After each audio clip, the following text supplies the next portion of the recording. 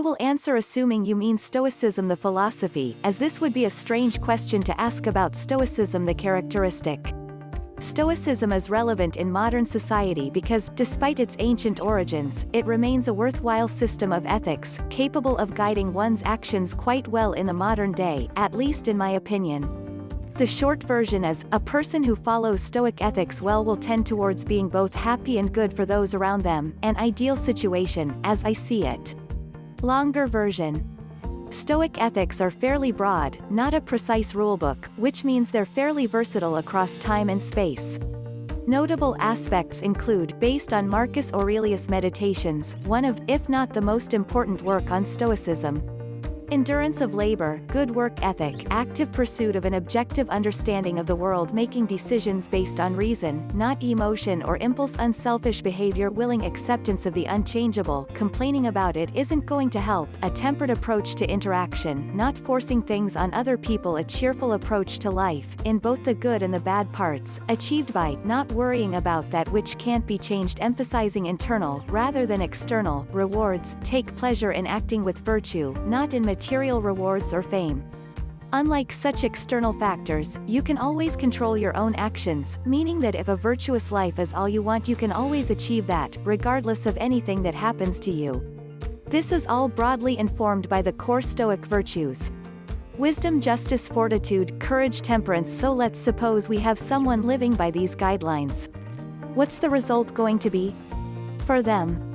Note that the positive outcomes implied here are not necessarily in conformance with the not focusing on external factors part, but does anyone actually fully follow that? The answer is no.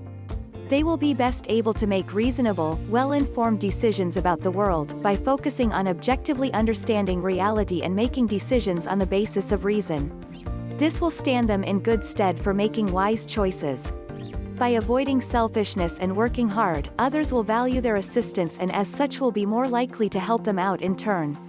By accepting the unchangeable, they will be able to go through life with much less pain and much less wasted effort. There are some things where you can't fight it, and where focusing on it won't help anything. Thus, accepting it, learning from it and moving on is the least painful course of action. Depending on where they are in life, academic failures, breakups, lost jobs, lost loved ones come to mind. By not centering their happiness and self-worth on external factors, their continued satisfaction with life is much more reliable. A good Stoic is generally going to be happy because their criterion, virtuous behavior, is always completely under their control. For others, they are always willing to help, if practical, unselfish, not selfless, and they'll work hard when they do. This makes them a very valuable friend to have for practical reasons. With a calm, objective worldview and a tempered approach, they are likely an excellent source of counsel, and many will look to them for good advice. Given the values of justice and courage, they'll gladly stand up for what's right. Moreover, given the values of wisdom and temperance, they'll do it in a way that makes practical sense, rather than, say, an aggressive approach that tends to further entrench an opponent. Given the lack of focus on external rewards, in this case, others' opinion of them, they won't have a problem standing up for any good idea, even an unpopular one. Very valuable to have on your side in such a dispute. Because they value virtuous action rather than material or social reward, you can be absolutely guaranteed that they'll never betray you, though they also won't help you with any wrongdoing, because to betray someone in order to gain something would invariably be an impediment to their goals in life. On the other hand, through the virtue of temperance, they won't try to force virtuous behavior on you. They might gently try to convince you, but being forceful or annoying about it would be counterproductive. They're an advisor, not a commander. So as you can see, Stoicism is relevant today because a good Stoic is a happy person surrounded by people who are happy to know them. A few Stoics make a positive impact on everything around them. If everyone was a Stoic, the world would be a happy, productive, peaceful place.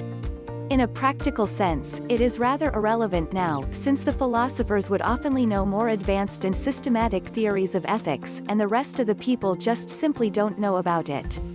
The moral thesis we have and use today usually are from after the Enlightenment, philosophers such as Spinoza, J.S. Mill, Nietzsche, etc.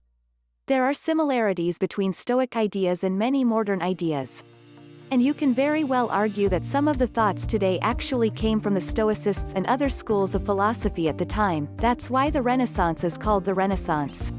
But I don't think these similarities are what makes a school of study relevant today. The Stoic ideas have very little actual impact in the modern world, so are the other obsolete ideas in the past. However, Stoicism is very important during the study of philosophy and history, because it helps you understand the antiquity and the later thoughts which are possibly based on it. So, it is important in school.